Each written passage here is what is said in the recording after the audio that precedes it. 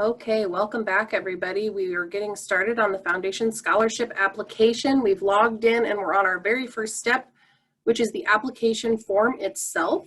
As you can see, I got one started here just a little bit for our good friend Jim.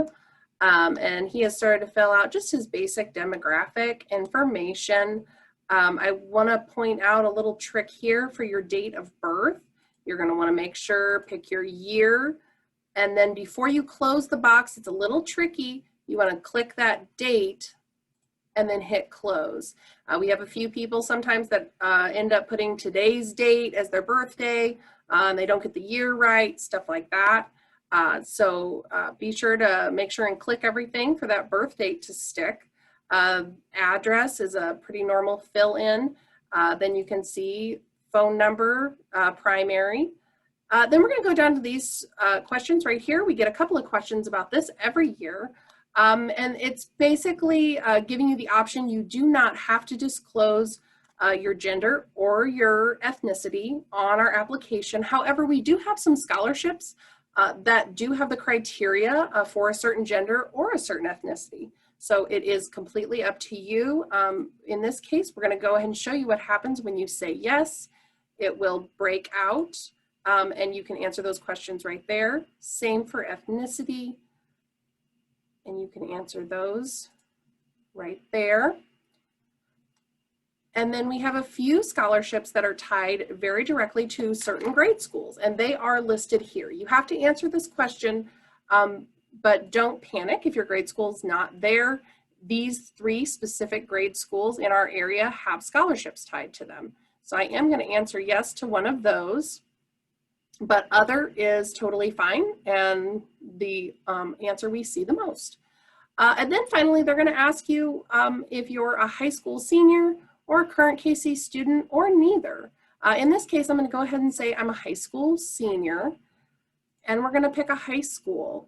So in this case, how about the one right on top? We're going to say Bond County. And then we'll go click next and make sure we don't have any issues. Looks like so far so good. All right, so the next thing we're going to ask a GPA. There is going to be a point in the application where you will need to attach a transcript. So if you have that information available, you want to go ahead and put it right there. Otherwise, a guesstimate is totally fine. You will have to have a transcript attached. So as long as you are very, very close, that is totally fine. So our friend Jim is going to say he has a 3.5 GPA. And have you decided what degree you'd like to take? He's going to say he's undecided, not sure yet. And it is already 2021, so anticipated graduation year, no one ever really knows for sure because programs you can finish in a shorter amount of time or longer. But I always encourage students to just add 2 years, and that gives you plenty of time. Full-time or part-time, we get questions on this as well. What's the difference? So just so you're aware, a full-time student is considered that when they're taking 4 or more classes. So if you're in high school right now, just for a sense of how much time that is 4 classes at a time. So our friend is going to say full-time right there. Are you planning on transferring? You can say yes, and then that's going to give you the option of what program you think you might transfer into, or you can say no, and that question will go away. We also ask about veteran status. We do have scholarships related to that question as well as family members of veterans. Now here is one we get questions on a lot in the high school, total household annual income. This does not need to be to the penny or directly off of your taxes.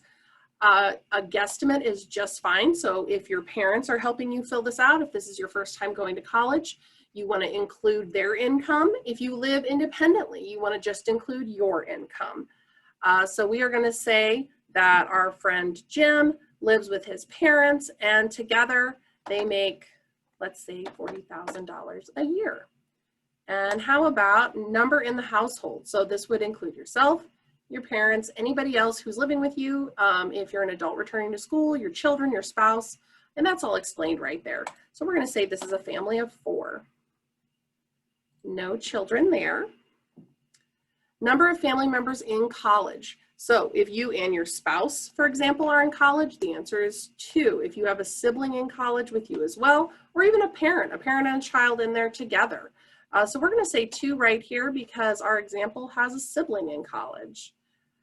First time in college, and let's say not employed.